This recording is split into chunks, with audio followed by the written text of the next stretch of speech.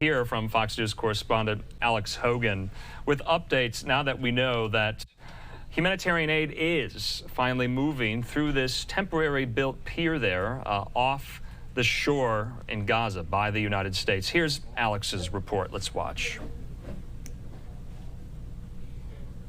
Israeli forces recovering the bodies of 3 hostages in the Gaza Strip overnight. The IDF says that they were killed while trying to escape a music festival during Hamas's October 7th attack. More than 100 hostages are believed to still be in Hamas captivity.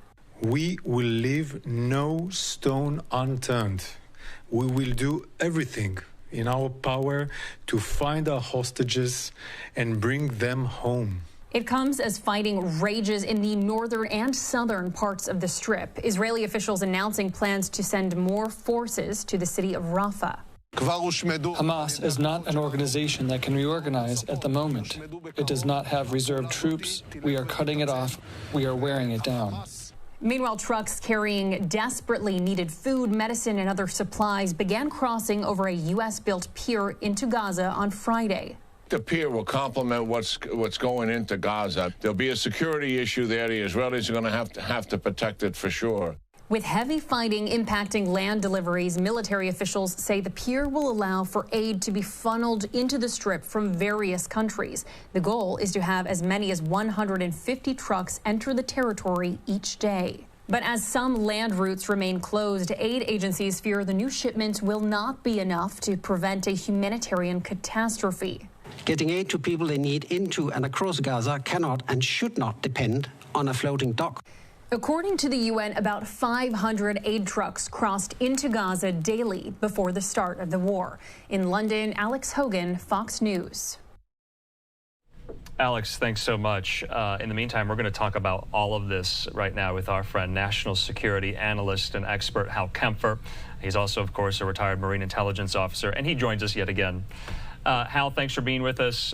There's a lot to get to. I want to start with the humanitarian aid aspect of this first. And, you know, it's so kind of difficult to conceive of what the aid looks like, how it gets transported. But U.S. CENTCOM put out this photo today, which I think really helps us make sense of how this all, logistically speaking, works. CENTCOM said this, Hal, today at approximately 9 a.m. Gaza time, trucks carrying humanitarian assistance began moving ashore via a temporary pier in Gaza. No U.S. troops went ashore in Gaza.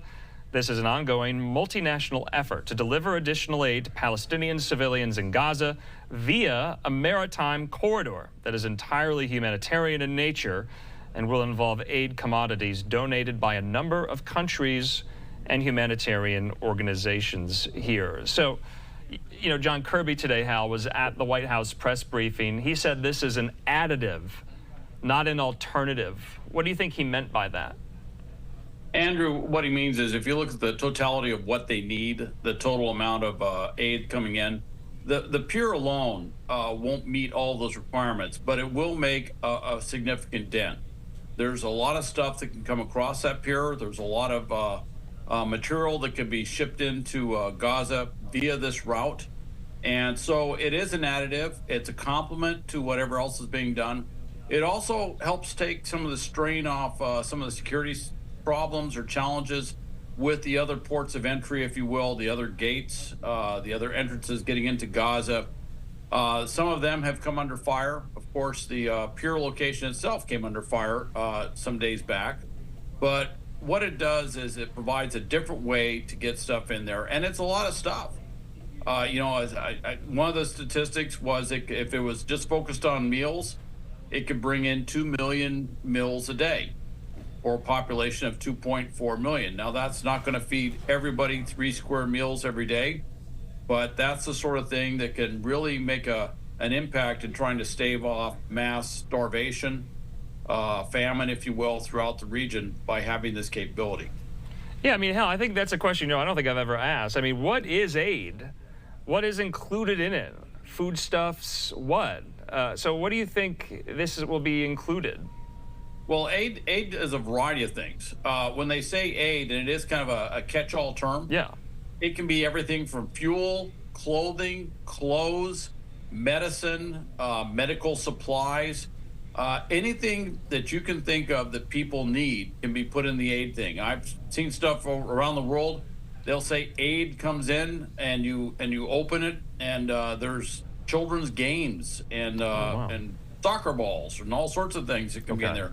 Now, I don't think they're going to be sending a lot of soccer balls into Gaza. I think there's other things that take priority. Of course. But it is everything that they need to survive. And tentage will go in there. And potentially you might see things that were, a lot of concerns about, which is the machinery, the basic infrastructure to put in sanitation, to clean water. I see. All of that falls into the aid bucket, if you will. What is the likelihood that Hamas takes some of that aid? Well, that's what the IDF is very frustrated with. The trucks go in, and of course they got drones up, and they can see what's going on, and they see the trucks are being getting in there, and many times they're being stripped of what they have on board. And just doing their analysis, they're pretty sure that Hamas is getting some of that aid. Of course, early in the war and prior to October 7th, Hamas was the government. So any aid that went in there, Hamas would basically siphon off, divert, whatever it is. That 400 miles of tunnels with all the concrete and stuff, that didn't build itself. That stuff had to be brought in. And so some of that is probably siphoned off aid that was supposed to go to other things as well. Hal, I want to move away from the aid question. It's a conversation you and I have had so often. Another conversation you and I have had so often is about the hostages, the negotiations that seem to be off right now about bringing some of them home, and then the very mere reality of the fact the IDF retrieved 3 bodies of these Israeli hostages today. And that just underscores the nature of this. And you and I have talked about this extensively, that the reality is that some of these hostages will not be returning home alive here. And we have their photos. We want to put their photos up here for some of the viewers as well. So take a look at this. You can see some of them here, the 3 of them that were recovered. The IDF spokesperson today announced that the IDF recovered the bodies of these 3 hostages there.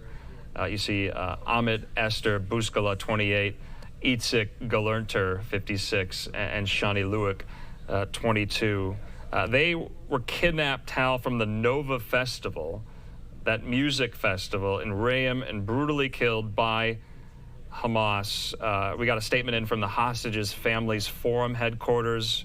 It reads as follows: the return of their bodies is a painful and stark reminder that we must swiftly bring back all our brothers and sisters from their cruel captivity, the living to rehabilitation, and the murdered to a proper burial, Hal. I mean, going forward, we talk about the talks, the negotiations that have sputtered between Israel and Hamas, Qatar, Egypt, the U.S., and then you get news like this today, Hal, and it makes you wonder whether a deal will ever be reached to either repatriate hostages' bodies or bring them back alive, those who remain alive, Hal. Andrew, what the IDF is doing and what Israel's doing is they're trying to rescue as many hostages as they can alive. That has not been a very, very successful effort overall, with some minor successes, but certainly not getting a lot back. They've also, like you saw this was based on intelligence of where they thought their remains were. And it was a very detailed, planned operation from everything I've seen, where they got in there and were able to retrieve their bodies, retrieve their remains. But the reality is that a lot of the hostages, or I don't know how many, are probably not alive. It's not, in this case, they were kidnapped and killed. At least in the case of, and it may be all 3, but in the case of one of the hostages, early on into that captivity, they were killed. But in the other case, many may have been killed over the last 7 months. Some may have had physical maladies that were not treated. Some have been mistreated and passed away due to environmental circumstances, how they were being held. I don't know how many are actually alive at this point. And Hamas, that's one of the things that's come up time and again in the negotiations. is Hamas seems to be hesitant to provide a full accounting of the hostages, or seems to say that they can't account for certain hostages, or they can't find the hostages that they were supposed to exchange in a trade or a proposed trade. And so that is an issue that keeps popping up, is does Hamas have accountability for these hostages? And then you go into, can they actually get a very robust agreement or a hostage exchange if they don't actually know how many hostages they have, or how to basically get control of them to exchange them? I mean, this is morbid, Hal, but Hamas has used the hostages as leverage for 7+ months since the October 7th attack. If the IDF keeps retrieving their bodies, that leverage goes away, does it not? I mean, what will Hamas have left if not that? Hamas has to maintain the illusion that they have a lot of live hostages. I'm sure some of them are alive, so it's not a complete illusion. I don't mean to say that and make it sound like there isn't a certain amount of reality there. But they want to create the illusion that they have more live hostages than they probably actually have. And the reason why is because a live hostage is a negotiation chip, if you will. That's something they can negotiate. If a hostage has been killed, passed away, they have far less leverage in the negotiation. Yes, the IDF in Israel wants to get back the remains. The families need closure. On the other hand, it no longer becomes as pressing a matter as a live hostage getting them back. And that's one of the reasons they're having so much trouble in negotiation. It goes back to what's Hamas's position. If they give back the hostages, as they would see it, they have no leverage. And of course, right now, being cornered in Rafah with the incremental, movement forward of the Israeli Defense Forces, taking those eastern neighborhoods and basically surrounding the city, they realize that their days as having cohesive military battalions that they can call upon are quickly coming to an end. And they're wondering if they're going to have really much of anything at the end of this. Probably an active insurgency, right? But that's about it. Yeah. And, yesterday you and I were talking about some of the comments made by Israeli officials about the future, what to do in a post-war Gaza, and will Israel, if at all, have a role in that? And then today, the present, the facts on the ground, the news that just hits you in your tracks. And I just think the juxtaposition is quite startling. Hal Kempfer, as always, thanks so much for your time. Have a good weekend, Hal. All right. You too, Andrew.